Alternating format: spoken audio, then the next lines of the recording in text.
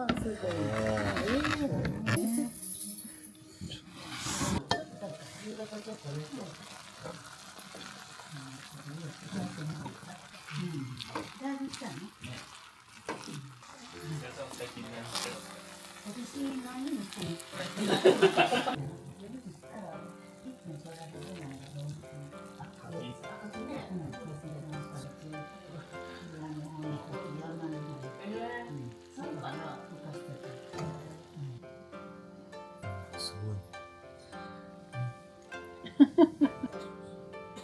はい、じゃあいただきますわ。いろいろ入ってる。ね、具だくさん。餅つく時期になってきた。11になったのにこたつして閉めてこたつつけてストーブつけてしてるとすごいそうなんだよ。慣れない。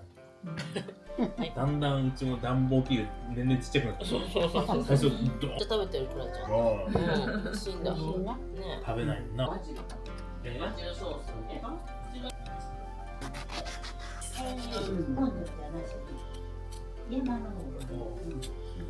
あ、そうです。あの辺出ますよ。コセミとか。冬眠前にな。そうですね。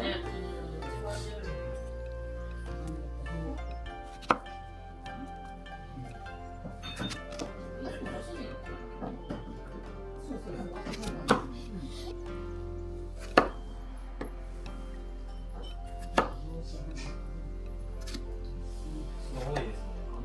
多いね。今ね。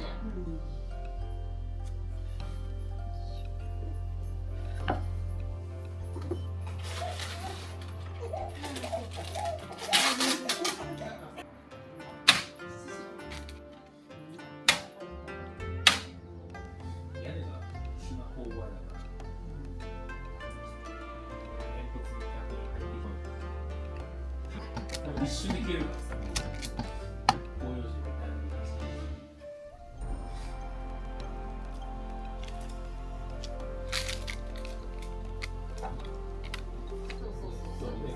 ここガラガラって開けて、向こう、ここに部屋があって、覗いてみたらなんかここにこ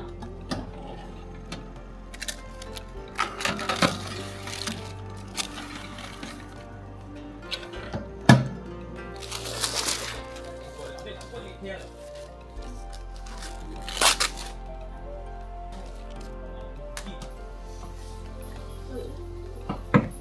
最近全然裾落ちてたから、そういうもの。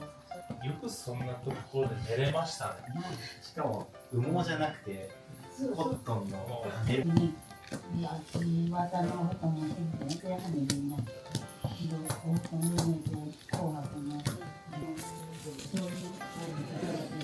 着物とかも。本当に綺麗だった。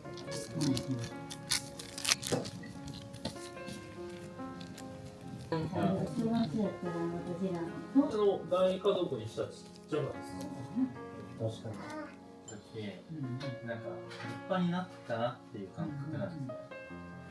あ、そうなんですね。やっぱこのしょうがないですね。そのかやぶきの鉄板かぶってない頃を見て、そうそうそう。まあ800万かかるんですよ。振り返る。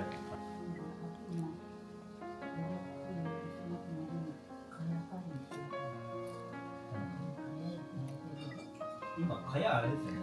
中国とかから買っちゃってるんですよ。日本になかなかないんですよ。里山が本当に手入れされてないと出ない。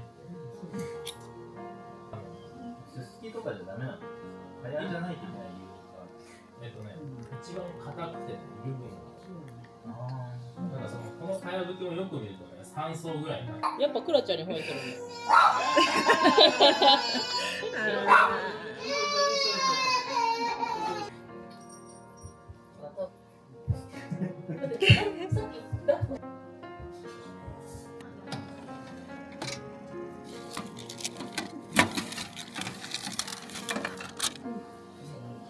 どっち食べない